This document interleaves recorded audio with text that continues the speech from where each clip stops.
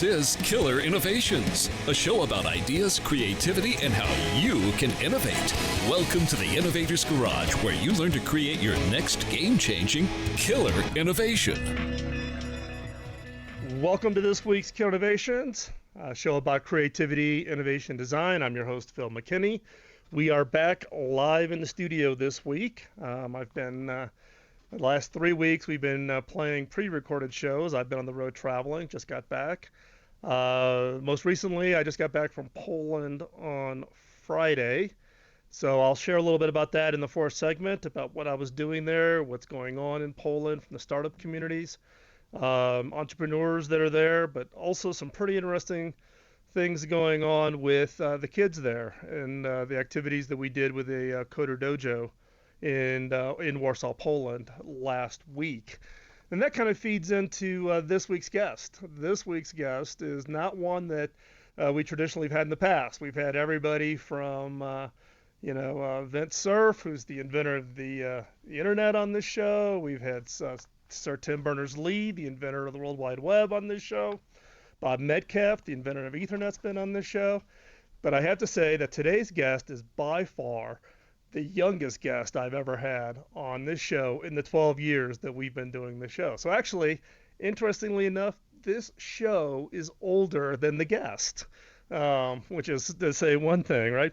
So Jack Bonao is the founder and CEO of Jack's Stands in Marketplaces. Now, Jack, he's 10 years old. So like I said, the show's been around for 12 years. Jack is a total of 10 years old. He's a sixth grader. He's in a STEM magnet school here in Colorado. And Jack has these lemonade stands. He started in the summer of 2014. And it's really about, kid entrepreneurs getting out there, trying their hand at business early, get those experiences when, as I jokingly say, when mom and dad are still covering your expenses, to be able to get that experience under your belt. You can't start it too soon. So, hey, Jack, thanks a lot. I know this is Sunday of July 4th weekend, but I appreciate you taking the time out to come and join us on the show. So thanks for coming on. Yeah, no problem. So, Jack, tell us a little bit about yourself. I mean, I'm sitting here and actually it was quite funny on how you and I connected. You actually sent a tweet to Kim McNicholas, who I'm not quite sure how you know Kim, but Kim is a longtime friend. She has a radio show on Thursdays in Silicon Valley. I've been on her show many times. And when you tweeted her, she pointed you my direction because she thought you'd be a good guest for my show. So through a roundabout way, even though we both live in Colorado, via Silicon Valley, you got introduced back. But tell me a little bit about yourself. You're 10 years old. You're going to a STEM magnet school. Give us a little bit of your background, albeit all 10 years of it. So I have been doing piano for 6 years. I've been doing piano and karate. And I've also been doing karate for 6 years. I just got my black belt. A 10-year-old black belt. Look out. And I just like playing with my friends. My favorite subject is math. And just like playing with my mom and dad and my friends. So you started this first lemonade stand in 2014. So that was 2 years ago. Yes. So what was it? Was it just doing the normal lemonade stand in the front lawn of your parents' house, or what was it? What was the catalyst for the first lemonade stand? So I started my first lemonade stand in the Orchards Farmers Market. This whole thing started because I wanted the Lego Star Wars Death Star. Yes, a toy. $400, and I asked my dad if I could get it. He said I could, but I would have to pay for it. So I'm like, well, how am I going to make $400? He suggested that I start a lemonade stand. I thought it was a great idea, and I knew if I put it on my front lawn, it would take forever to get $400. So we started it at the Orchards Farmers Market. So in 2014, I operated it for about 12 weeks, and total revenue was $2,000, and my total profit was $900. So hold on. So in 12 weeks, you made $2,000 and walked away with $900 in your pocket. Yes. So did you go buy 2 Death Stars? No, just one, but I got it. So the Orchards Farmers Market, it's a Saturday's farmers market? A Sunday's farmers Oh, it's a market. Sunday's farmers market. I was actually just running it today. Oh, that's true. Today is Sunday. Yeah, Colorado has a lot of farmers markets. You either have Saturday farmers markets or Sunday's farmers markets. And so what was it like? What was that first year's experience? What are some of the things you learned in that first year?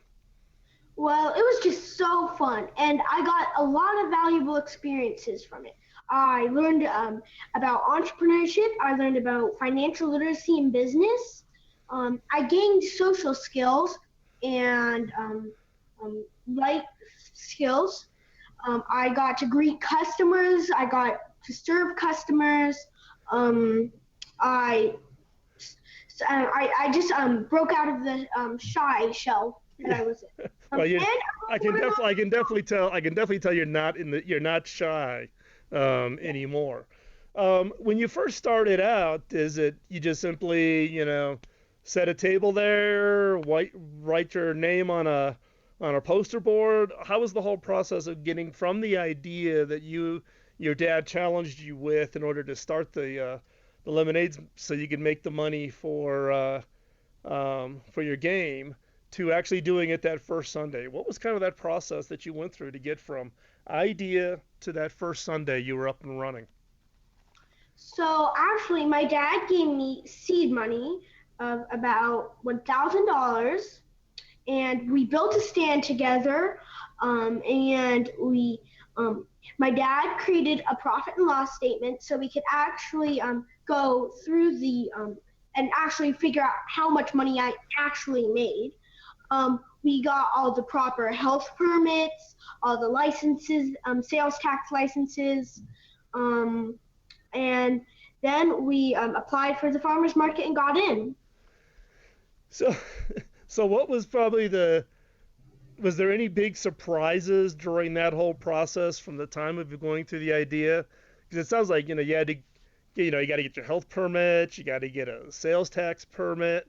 Did you form a company, or did you run this without having it be a company?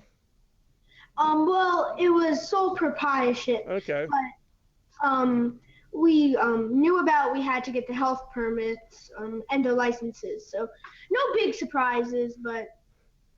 Yeah. I don't know. A lot of people that I know that have to deal with getting government anything is a surprise, right? About how long or how hard does it take to make that all those pieces work and come together. So yeah. The first Sunday, I'm guessing, was a little bit of a learning process of doing it the first time out. Was that kind of your practice run? Did you try something before you went to the farmer's market, or was literally that first Sunday in the farmer's market was first day in business? I honestly didn't know what to expect.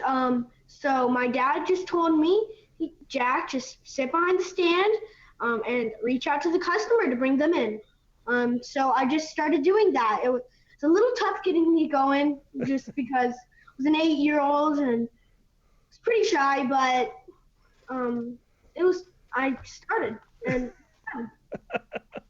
I'm just trying to imagine I'm trying to remember what I was doing when I was 8 years old. It wasn't running a lemonade stand that was pulling in $2,000 in 12 weeks. Let me tell you that much.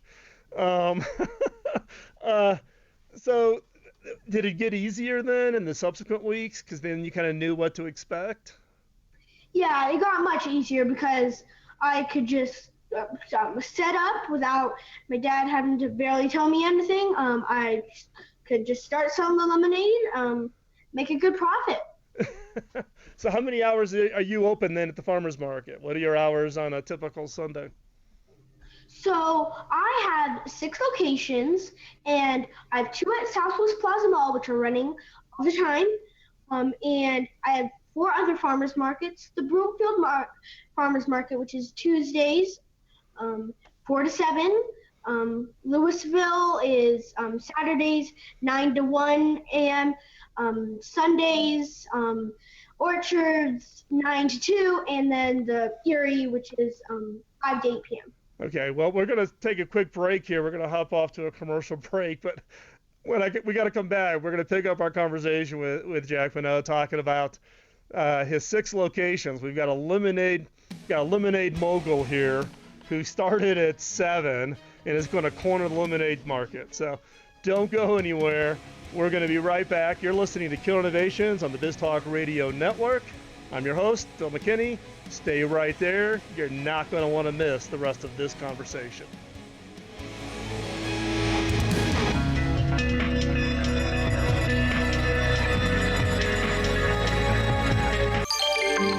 BizTalkRadio.com.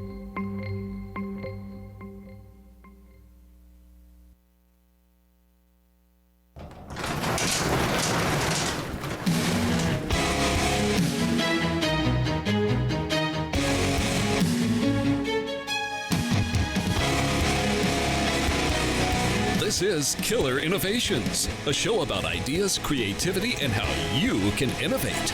Welcome to the Innovator's Garage, where you learn to create your next game-changing killer innovation. Welcome back to Killer Innovations. This is your host, Phil McKinney.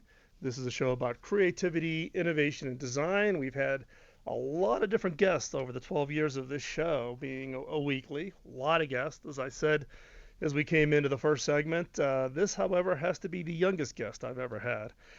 Jack Minot is 10 years old, started off 2 years ago at 7 with a lemonade stand, now has 6 locations, and I guess lack for a better description, he's setting up a franchise model to let other kids be able to run these lemonade stands. So, Jack, let's pick up where we were as we came out of the last segment. 6 locations. Do you have multiple stands, or do you just have one that you move around to serve all of those? So I have 3 stands that me and my dad run around to each farmer's market. And do you run them, or do you have have you hired your friends to help run these stands? So in 2015, I had finished my lemonade stands and was starting up, and I had such a great time. I wanted to let other kids have the great experience I did about learning about entrepreneurship, business, gaining social skills, and confidence, and making some money and having fun. So we created jackstands.com, and there they could sign up for a date and location to run one of my lemonade stands. So we provide all the lemonade stand, all the beverages, proper permits, proper licensing, insurance, and training. So we would run through how to greet and serve the customer, how to make change, how to take credit card, and how to track their sales. And then at the end of the day, we go through mini profit and loss statement. So I have other kids operating the stands. But when there is no kid operating the stands, I will jump in. So you got your own little mini workforce here, and at the same time giving them work experience through the whole process. Yeah. So during the commercial break, we got a question in on the Facebook Live feed asking about what are the ingredients in your lemonade. So why don't you talk us back through that? So what actually goes into the lemonade that you serve at your lemonade stand? So we actually don't make our own lemonade. We buy it. It's Newman's Own Lemonade. We use that because it's all natural, organic, and all of their profits go to charity. So that's a good cause, and it also saves us from all these health permits and yeah. all of the health stuff. Yeah, I could only imagine if you were trying to 9-year-old kid with a knife trying to cut lemons in half to squeeze them. There could be an OSHA problem right there off the bat before you even started squeezing the lemonades. Yeah, and it also tastes great.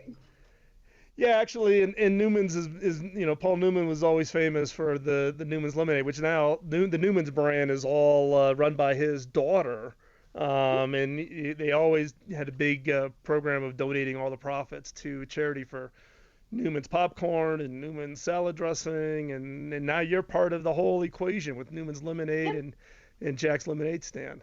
So you've got 6 stands in the area. Are there other kids outside of Colorado who are copying your model, doing what you're doing? Not yet, but I'm looking to expand to my first location outside of Colorado, which is into downtown Detroit, Michigan. We chose that place because there is a young entrepreneur, Asia Newson, and we found her on the Ellen Show, and she is an entrepreneur. She sells candles and basically teaches disadvantaged youth in Detroit how to go door to door and be an entrepreneur and sell her candles. So we're looking to get one of my stands into the Eastern Market and have Asia and those kids operate it. So how did okay, now you totally surprised me here. So back up. So how did you meet her then again on the Ellen Show? Yes, we saw her on the Ellen Show, Okay. and we reached out to her, and we were driving out to the Today Show, and on the way we stopped in Detroit to see her. Okay. And so she does candles. How old is she? She is 13 years old, but she started when she was 5 years old. Holy smokes. Yeah. So there's a whole underground of these young kids going out and, not waiting for anybody else. They're going to go off and create their business, even at a very young age. So she does candles today, working with disadvantaged youth. You reached out to her, and now you're coordinating with her to set up your first stand outside of Colorado in Detroit. Is that correct? Yeah. Yes. Wow. So when do you think that stand's going to open? Maybe this summer. We're hoping as soon as possible. Oh, wow. That is great. So then she would actually be the one coordinating the other kids in Detroit to work that stand, kind of like how you do it here in Northern Colorado. Yeah, she'd be basically me out there. Yeah, interesting. And so what are your long-term plans? You got the Jack's Lemonade stand. You're now a lemonade mogul here in Northern Colorado with your lemonade stands. What do you do next? Well, I actually have a marketplaces, Jack's Marketplaces, where I sell other young entrepreneurs' products, and I'll work with them to tell their inspirational stories and sell their products. So we have marketplaces. So what are some of those other products that you found from other young entrepreneurs? So we have Sweepy Sisters, lip balm, lotion bars, and sugar scrubs. They didn't know their parents were part-time beekeepers, and they didn't know what to do with extra beeswax. So they just decided to create lip balms, lotion bars, and sugar scrubs. And then we also have some healthy dog treats. Ryan from Rise Referee, his dog was getting obese due to the dog treats that his dog was eating. So he created some healthier dog treats, got on Shark Tank, and struck a deal with Barbara Corcoran. and you now carry her product in Jack's Marketplace. So yep, you're she's now in 1,000 Target stores and all of Petco. Wow. How old is this kid? He's 14, I believe. Okay. At 14, I was busy trying to, get my fastball down for Little League. That was my objective. That was my objective at 14. I wasn't out. I shouldn't say that. I had my grass cutting business, but that was, that was just enough to pay for my Boy Scout campouts. I wasn't pulling in the kind of money you're talking about. So, in the case of the marketplace, how many different products do you have in the marketplace now? So, we have 12 different products in the marketplace. We're looking to expand, but we have a lot of different products. Great. Stay right there. We're going to be right back after this quick commercial break to continue our conversation with Jack and this whole underground market of young entrepreneurs. So stay right there. You're listening to Kill Innovations on the BizTalk Radio Network.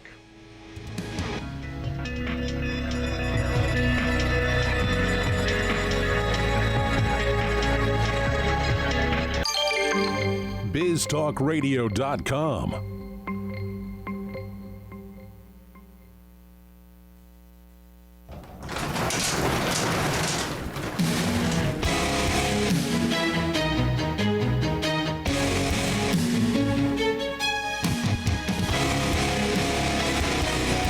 This is Killer Innovations, a show about ideas, creativity, and how you can innovate.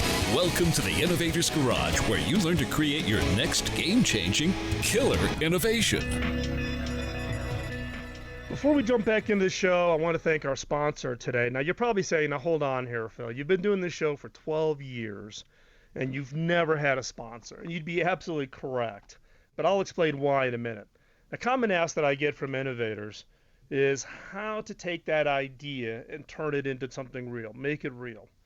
Now, you may have tried some of those outsourcing sites looking for technical or design expertise. And I don't know about your experience. I've done a couple mobile apps through those systems and others. I've always just been disappointed. They just never have worked out. Our sponsor for this show is TopTal, and TopTal is different. For starters, they screen both the technical and design talent to the point where on their site they advertise that only 3% get accepted into the TopTal network. In reality, it's about 1.6% are the ones that actually qualify to be top technical talent or top design talent. Companies using TopTal range from Pfizer to JP Morgan, large multinationals, down to startups like Airbnb and Zendesk. And for listeners of Killer Innovations, you can try TopTal at zero risk. Start a project, and if within the first 2 weeks you aren't convinced that they're just absolutely killing it, you get 100% of your money back. Plus, you get to keep the deliverables. So go over to toptal.com/Phil and start your project. Better yet, drop me a note over at phil@killerinnovations.com. I'll make you a personal introduction. They'll give you the VIP treatment. And let's face it, everybody really enjoys the VIP treatment. So why am I allowing TopTal to sponsor this episode? First, my mission is to equip you, the listeners of the show, with knowledge, skills, and tools so that you can take your idea and do something, actually launch that innovation. And I like TopTal. I've checked them out. I've gotten to know the CEO. The CEO was a guest on the show a long time ago, and that started this relationship. Their team is great. Their top technical resources are absolutely top-notch. Second, taking on a sponsor helps cover the cost of producing the show. I've been funding this show out of my pocket for 12 years, and by accepting a sponsorship, it allows me to put more funds into the nonprofits I support, which are hackingautism.org and pioneer.education. As you know, if you've been a long-time listener to this show, you know that this isn't about making money. 100% of the monies we receive, including all the author royalties from my book, all go to the charities. So what are you waiting for? As I've said 1,000 times in this show, an idea without execution is a hobby, and we're not in the hobby business. So go over to toptal.com/Phil, start your project. Or you can, again, drop me a note at phil@killerinnovations.com, and I'll make that VIP treatment, and we'll get you started. Don't wait. This is the time to start that project. So let's pick up where we left off in the show.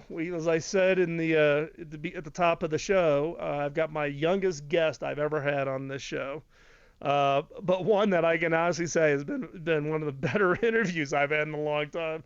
It's been a real eye-opener about this underground group of young entrepreneurs that aren't waiting for somebody else to give them that experience. They're going to go out and do it on their own. So, Jack, during the commercial break, you shared one very interesting statistic, and it's really around, in the past, when I was a kid, it was going out and doing the paper routes.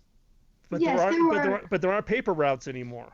Yeah, in 1980, there were about 1 million paper boys and girls. And now, paper routes really don't exist for kids today and opportunities like that.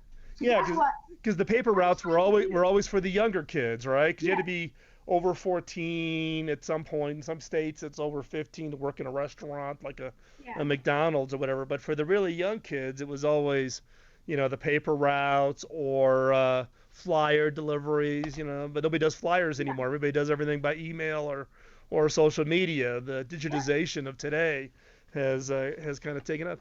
So is that your mission then? You're taking Jack's stands and also the marketplace and trying to create your own little, what I call, ecosystem, bringing all the young entrepreneurs together to create these opportunities? Yes, exactly. I want to give these kids this opportunity back so they can learn about entrepreneurship and just go back, basically. Just, So Yeah, so one of the common questions we were getting in on the live Facebook live feed is around what is it you want to do when you grow up. Now I'm going to guess that this is a one you're 10, but I'm guessing given you've been on a bunch of national TV shows, you've had articles, you're at 10 years old, you're getting a pretty high profile, and I'm guessing every person who's ever interviewed you has asked you the same question. But I can tell you from the questions I'm getting from the listeners on the live feed, they want to know. So what is it you want to do what do you want to be as your profession when you grow up? So, I have a few different choices. I might want to just keep growing jack stands and be an entrepreneur when I grow up. That's probably my main one because I just love running my business. I might be an engineer. I like math, so goes with that. So those are basically my top two choices. Okay, so math or being an entrepreneur, or being an engineer or being an entrepreneur. Who inspires you? I mean, you're in business, you're running a business. Is there anybody out there that you kind of model, you look, you follow, maybe you read about, or you're interested in? Is there anybody out there that inspires you, or who's your hero? Well, first of all, my mom and dad, they work 24/7. They just inspire me. But I also like Peyton Manning. He's one of my role models. I mean, he never gives up, and on almost all of my TV shows, I wear my Manning jersey. Well, and actually, the picture that you sent in for the promotion for this show, you're wearing your Peyton Manning jersey in the promotion. So for those of the listeners, if you hop on over onto the Killer Innovations Facebook page or onto my fan page, you'll see Jack's picture there as part of the promotion going into this week's show. And you can see Jack wearing his Peyton Manning jersey. Of course, we're all in Colorado too, right? Yeah. We got to watch Peyton in the Super Bowl. So you've got your 6 stands here in Colorado. You've got Detroit coming on next, with a stand going into downtown Detroit. Any other activities underway, or is it just kind of just run those for a little while and get all that worked out? So last weekend I actually was invited down to the Aspen Ideas Festival. So yeah. A 10-year-old gets an invite to the Aspen Ideas Festival. Okay, there's probably 500 listeners of this podcast who are now rolling on the floor because they cannot get an invite to the Aspen Ideas Festival. So what did you tell them at the Aspen Ideas Festival? Well, I spoke about how jobs don't exist for kids today, and well, I'm looking to get a stand in Aspen. So you're gonna franchise. You can corner everybody at the Ideas Festival by the fact that they're gonna come to you for their lemonade. Yes, and actually we operated 2 stands at the Aspen Ideas Festival, and my big idea was just get everyone involved, or get youth involved in your efforts. So Jack, as we wrap up, we're coming to the end of the segment here. If people want to follow what you're doing, where can they find you? So they can go to facebook.com/capital J for Jax, and then capital STANDS, Jack Stands. Jack Stands, okay. And then for Twitter, www.jackstands.com, and my Twitter is twitter.com/Jack Bonneau. Okay, Jack Bonneau. And I'll have all those links in the show notes. So anybody listening, you want to reach out and track what Jack is doing to see what the next Elon Musk of lemonade stands is going to be up to over his career, we will have all the links in that. Hey, Jack, I know we've had to reschedule this a few times. I appreciate your and your parents' flexibility in getting this to happen. I really enjoyed it. I do wish you the best of luck. I think you're onto something here, particularly trying to fill those jobs for young kids to let them have that experience, the experience that your parents have enabled you to have in entrepreneurialism and confidence and dealing with the public. So I wish you the absolute best of luck. And when we come back, we'll come back into the fourth segment. I'll share with you what my work's been in Warsaw, Poland, with Coder Dojo, working with kids there. So stay right there. Thank you very much. Thanks a lot, Jack. And Thank you. We'll be right back after this quick commercial break. Bye-bye.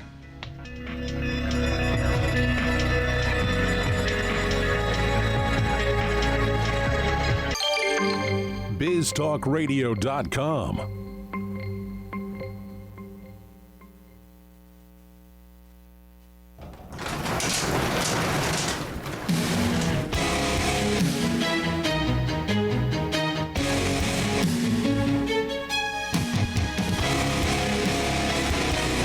This is Killer Innovations, a show about ideas, creativity, and how you can innovate.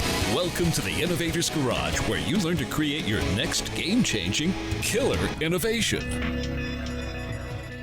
Welcome back to Killer Innovations. I'm your host, Phil McKinney. This is a show about innovation, creativity, and design.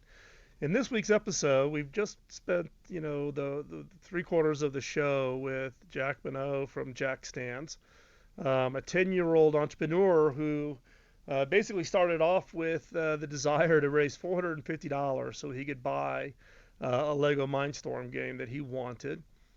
His dad said, "Yeah, that's great, but you got to earn the money." And so through that whole process, set up a lemonade stand that now has blossomed into 6 stands, coordinating kids to staff the stand, now expanding outside the state of Colorado. So I don't know about you, but I was inspired. At 8, 9, 10 years old, I wasn't doing that.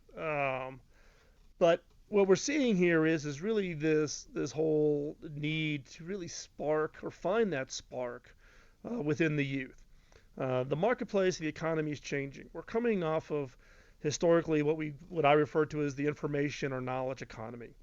But now we're moving into the creative or innovation economy. It's no longer what you can do with your hands. It's the ideas that you can come up with that turn into something big and something significant. Now, Jack shared that his mission and his objective was really to give kids today the opportunity to have an entrepreneurial experience, running their stand, understanding profit and loss, understanding the whole process of setting it up, insurance, permitting, the whole complexity problem of getting something up out of the dirt. And I don't know about anybody listening to this that's got an idea rattling around your head and you've listened to Jack's story. What's your excuse? Why aren't you out there doing and executing your idea? If a 10-year-old can get out there and do it, yeah, he's got the help of his parents, but to have the motivation, and you heard him in his passion and his interest, and long term, he actually sees Jack Stands as being something that he's looking to do on a long-term basis. This isn't just a little summer job thing for him. But we also need to think about, not just having these kids like Jack. And Jack shared that he's even got now what he calls Jack Marketplace, where he actually sells the goods and services of other young entrepreneurs. But all of us can take a role in inspiring kids today in giving them the skill sets and the recognition and the encouragement at a time in their life that can be foundational for their long-term success. I've had a chance to spend a fairly significant amount of time and have become friends with Dean Kamen. Dean is the inventor of the Segway. He's the inventor of peritoneal dialysis machines and hemodialysis and helicopters. He's designed and now he's selling these absolutely phenomenal helicopters, not drones, real size helicopters. Dean is basically the closest thing to Edison that we have today. He runs DECA Research, but Dean also was frustrated with the fact that kids in school, particularly in high school, the kids on the football team were more popular than the nerds, the geeks, the kids that were working on new and interesting things. And he set about to change that. and he created a competition called First Robotics. I'm a big believer in First Robotics. My wife and I actually sponsor a First Robotics team out of Indianapolis, where our niece happens to be a student in that high school. And it's a competition where the kids have to create a robot to solve a problem. So they learn problem solving, they learn technical skills, building skills, teamwork, competitions, the stress of getting something done onto a schedule, because you have to have it done before the competition starts. And I've just seen First Robotics just be unbelievably inspirational to these kids. Now, I just recently came back from Warsaw, Poland. I was there for my day job, but got to spend some time on Wednesday with Coder Dojo in Warsaw, Poland. Coder Dojo is an organization that is teaching kids how to code. Coder Dojo started in Ireland. It's now spreading out to countries all over. And we had a chance, Kim McNicholas and I had a chance to spend some time with these kids at Coder Dojo in Warsaw. They actually came and brought, I don't know, it's got to be 25 of these kids to this event that I was at. And they spent the day there actually working on their projects. Kim and I did a Facebook Live video. You can go over to my fan page. I'll put a link specifically to that in the show notes today. And we actually walked around and interviewed these kids. You can see these projects, everything from computer gaming to robotics, vision recognition. These three boys were working on augmented reality. It was unbelievable. 2D drawings flat of monsters that in the AR world they actually come together and actually compete and battle against each other. We had music systems being developed by these kids. Very, very inspirational. For me, it's the creativity of these kids that are going to set the future direction. We're moving into this creative economy. We need to think about the changes we need in the K through 12 education, not here in the U.S., but on a global basis. Because in the past, you won by having either large established economies or large buyers. The winners in the future economy are those countries that figure out how to spark the ideas, how to create those next innovations. And there is no clear path to who's going to be the winner. In the previous economy, there were inventors or creators, and there were makers. Makers were low-cost manufacturing countries.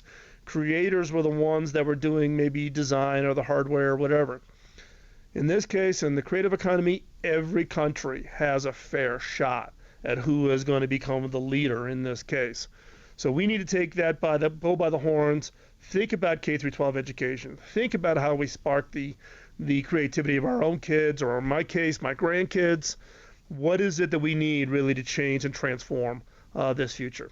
So you've got to hear me rant on this for a while. There's a whole series of both previous shows over at Kill Innovations, and there's a whole series of blog posts over at Phil McKinney on what I call creative kids, and really using that as an inspiration for thinking about how do you spark that within your own kids. So with that, we're going to wrap up today's show.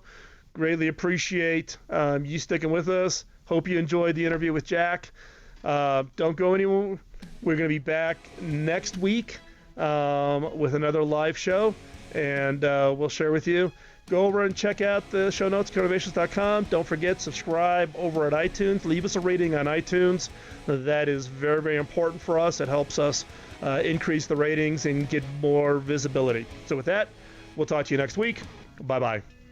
The opinions you hear on Biz Talk Radio are those of the hosts, callers, and guests, and do not necessarily reflect those of this station, Biz Talk Radio, its management, or advertisers. The information on Biz Talk Radio does not constitute a recommendation, offer, or solicitation to buy or sell any product or service. If you have any questions about Biz Talk Radio, contact us at 817-274-1609 or at biztalkradio.com. biztalkradio.com.